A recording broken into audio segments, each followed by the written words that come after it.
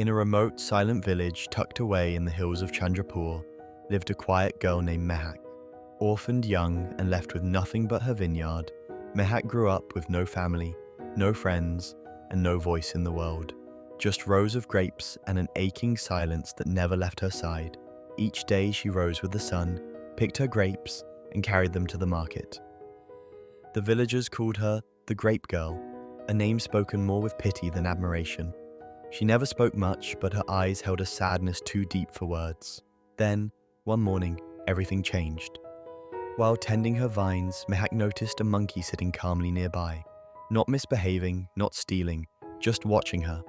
His eyes were filled with something she hadn't seen in years. Stillness, almost sorrow. Startled, she raised a stick. "Shoo, get out of here!" she yelled. But the monkey didn't budge. He just sat, watching, waiting. Something in Mehak softened. She lowered the stick. "Fine, but don't cause trouble," she muttered. The next day, the monkey returned. This time, she left a few grapes for him. He ate them without mischief, with the quiet dignity of someone who understood solitude. Day after day, the two shared silent companionship. He would help her gently knock down grape clusters. She would talk to him as if he understood. "You know," she once whispered, "you remind me of my mother. Always quiet, always kind." And somehow it felt like he did understand. The monkey, whom she now called Moni, became her shadow. He followed her to the market, waited outside her door, slept near her feet. The villagers snickered. "She's keeping a monkey like a pet. She talks to it like a lover." But Mehak didn't care. For the first time, she felt seen, heard, loved, even if by a creature who couldn't speak. One stormy night, rain poured through the village. Mehak ran home from the vineyard, but Moni didn't follow.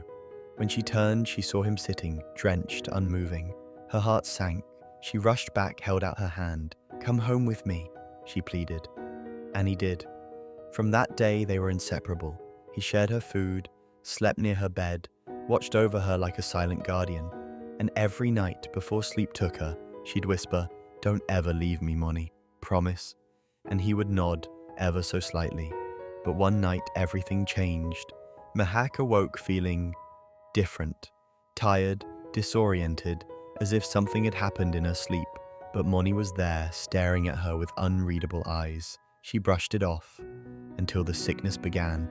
The nausea, the dizziness, the strange heaviness in her body, the fatigue that clung like a shadow.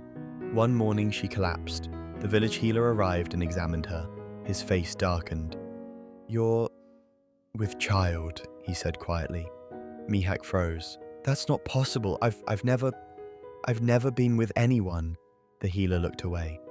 "Then it is a miracle, or a curse."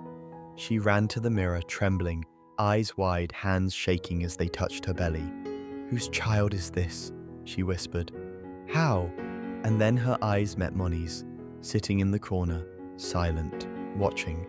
"No," she gasped. "It can't be."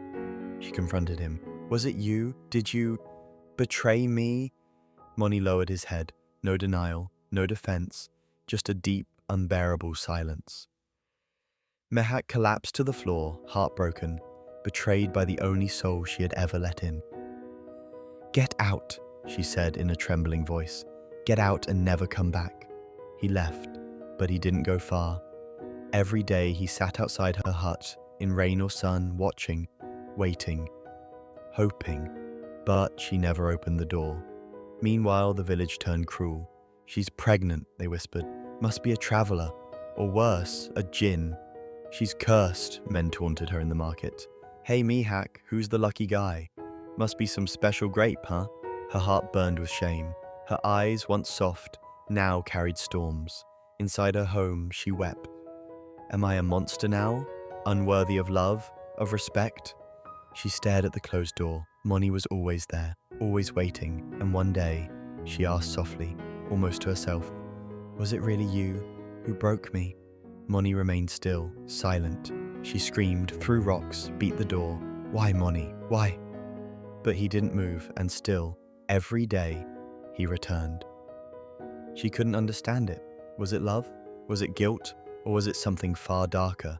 Something unspoken that twisted the lines between man and beast, trust and betrayal, love and violation. This was no longer just the story of a lonely girl and her only companion. It was the beginning of a nightmare, a mystery that still has no answer. To be continued.